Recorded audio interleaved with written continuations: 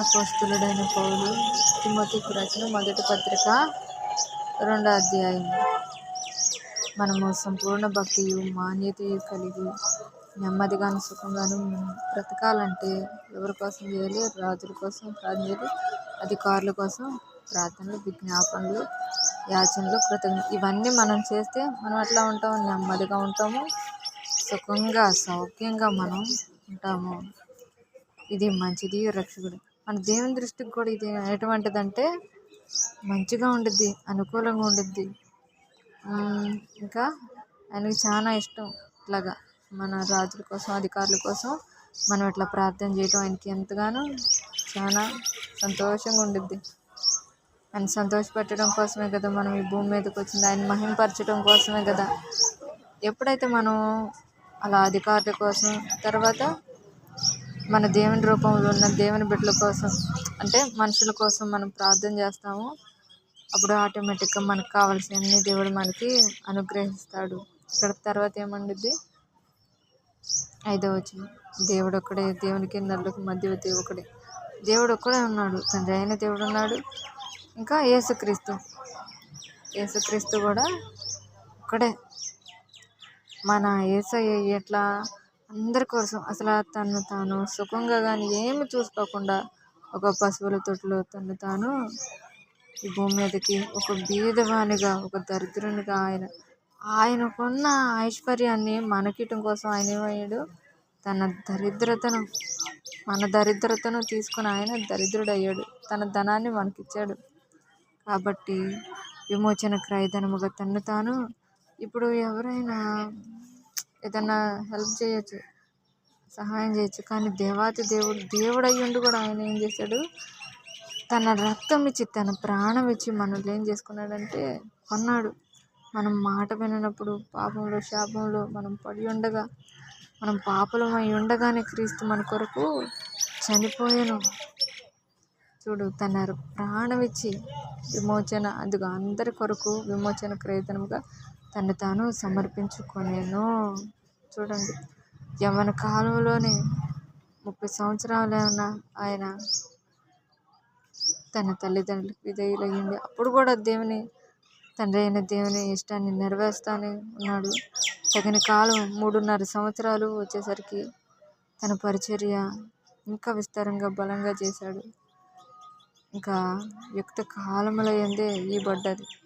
యుక్త కాలం అందే అంటే యవ్వన కాలంలోనే ఆయన ఇది నెరవేర్చాడు. కాబట్టి ఇక్కడ పౌలు గారు ఏమంటారు? ఈ విషయం కోసమే నేను సాక్ష్యం ఇవ్వటానికి వచ్చాను. ఆయన నన్ను ఎన్నుకున్నాడు. ఏ విధంగా ఎన్నుకున్నాడు? అపోస్తలుగా, ఇంకా బోధకుడుగాను నన్ను ఎన్నుకుంటున్నాడు. కొంతమంది ఆయన చెప్పే మాటలు వింటల్లా, అపోస్తలుపై నిన్న ఆయన ఎన్నుకున్నాడా అని చెప్పేసి కొన్ని వాద వివాదాలు ఉండేసరికి ఆయన ఎన్నో విధాలుగా అపోస్తలుడైన పౌలు ప్రూఫ్ చెప్పాల్సి వచ్చింది. ఇంకా ఆ విధంగా నేను అబద్ధం ఆడట్లేదు అని చెప్పేసి అపోస్తలుడైన పౌలు అంటున్నాడు. కాబట్టి ఇక్కడ నెక్స్ట్ ఏముండిద్ది? 5వ వచనంలో, 8వ వచనంలో, కాబట్టి ప్రతి స్థలమందు పురుషులకి ఎక్కువ కోపం ఉండేది కదా. పురుషులకు మెయిన్ 2 ఉంటాయి. ఎక్కువ ఏంటంటే అనుమానము, కోపము. వాటిలో పౌలు గారు ఏమంటున్నారంటే కోపాన్ని మానండి, సంశయం అంటే అనుమానం లేకుండా ఉండండి, పవిత్రమైన చేతులెత్తి ప్రార్థన చేయాలని ఇక్కడ ఏమంటున్నాడంటే పౌలు గారు పురుషులకి ఆజ్ఞాపిస్తున్నాడు. తర్వాత ఇక్కడ స్త్రీలకి మనకేం చెప్తున్నారంటే స్త్రీలు ఎలా ఉండాలంటే తగ్గించుకొని అనుకోవయు స్వస్థ బుద్ధి గలవారయ్యుండి తగు మాత్రపు వస్త్రములో చేతన కానీ జడలతోనైనా బంగారంతో. ఇక్కడ ఎందుకంటే జడలు అంటే ఇప్పుడు ఆఫ్రికన్స్ ఉన్నారు, వాళ్ళు వేసే జడలో దాదాపు ఎంత టైం వేస్ట్ అయింది. అక్కడ ఎన్ని అల్లికలు అల్లుతారు వాళ్ళు. అట్లాగా టైం వేస్ట్ చేసుకోబాకండి. బంగారంతోనైనా, ముత్యములతోనైనా, మిగుల వెలగల వస్త్రములతోనే అలంకరించుకొని. ఇక్కడ ఇవన్నీ మిగులు అట్లా పెట్టుకుంటారు. కొంతమంది చూసి ఆశపడతారు కదా. ఇంకా ఉండొచ్చు, కానీ వాటిని ఏం చేయాలంటే తగు మాత్రం పెట్టుకోండి. ఫంక్షన్స్కి, వాటికి ఇంటికాడ ఉన్నప్పుడు తగు మాత్రం. వాటిని చూసి కొంతమంది ఆశపడుతూ ఉంటారు కదా. అదిగాక కొంతమంది దొంగలు కూడా ఏం చేస్తారు? వాటిని అపహరించడానికి కూడా చూస్తూ ఉంటారు. కాబట్టి ఏం చేస్తా, ముందుగానే తగిన జాగ్రత్తలు తీసుకోవాలి. మిగులు వెలగల వస్త్రములతో అలంకరించుకొనుక దైవభక్తి గల వారమని చెప్పుకొని స్త్రీలకు తగినట్టుగా సత్క్రియల చేత చూడండి తాము అలంకరించుకోవాలి. ఆనాడు సారా వీళ్ళందరూ ఏం చేశారు? దైవభక్తి కలిగి సారా కానీ రిబ్కా కానీ ఆనాడు భక్తి పట్లైన స్త్రీలు, మరియా, ఇంకా రూతు, ఎస్తేరు వీళ్ళందరూ ఏంటి?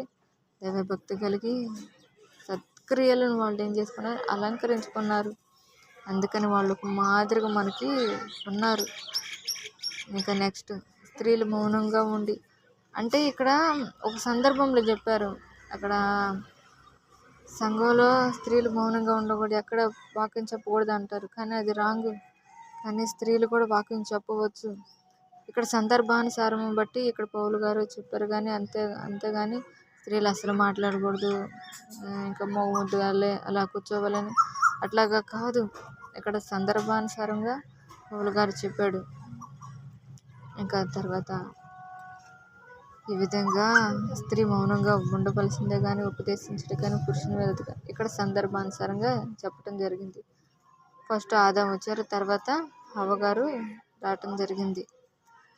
తర్వాత ఇలాగా అయినను వారు స్వస్థ బుద్ధి కలిగి విశ్వాసం. ఫస్ట్ అవే మోసపరచబడింది. తర్వాత నెక్స్ట్ ఆమె చూడండి ఇక్కడ ఏమంటుంది? అయినను వారు స్వస్థ బుద్ధి కలిగి విశ్వాస ప్రేమ పరిశుద్ధతలైంది నిలకడగా ఉండిన ఎడల శిశు ప్రసూతి ద్వారా ఆమె రక్షింపబడును. అంటే దేవుడు ఇక్కడ ఛాన్స్ ఇస్తున్నాడు ఆమెకి. అట్లా చేసినా కానీ ఈ రోజుల్లో దేవుడు కూడా ప్రతి క్షణం మనం బ్రతుకున్నామంటే నిజానికి మనం చెప్పండి గుండె మీద చేసుకొని ఏనాడో మనం చనిపోవలసింది, మట్టిగా మన్నగా కలిసిపోవలసింది. కానీ దేవాతి దేవుడు తన ఉచితమైన కృపచేతన మనల్ని ఈరోజు బ్రతికిచ్చాడు. కాబట్టి మనం కూడా మనకు అవకాశం ఇస్తున్నాడు. అవకాశాన్ని మనల్ని మనం శుద్ధి చేసుకుంటూ రక్షించుకుంటూ నిందారహితంగా ఉండి అనేకులకు మాదిరిగా ఉండి ఆయన రాకడ వరకు మనం సిద్ధంగా ఉండాలి, సిద్ధపరచాలి. ఈరోజు అపోస్తలుడైన పౌలు తిమోతికి రాసిన మొదటి పత్రిక 2వ అధ్యాయంలో ఈ విధంగా చదువుకున్నాం. దేవుడు వాక్యాన్ని మన హృదయంలో నూరంతలుగా ఫలింపజేసి ఆశీర్వదించును గాక. ఆమేన్.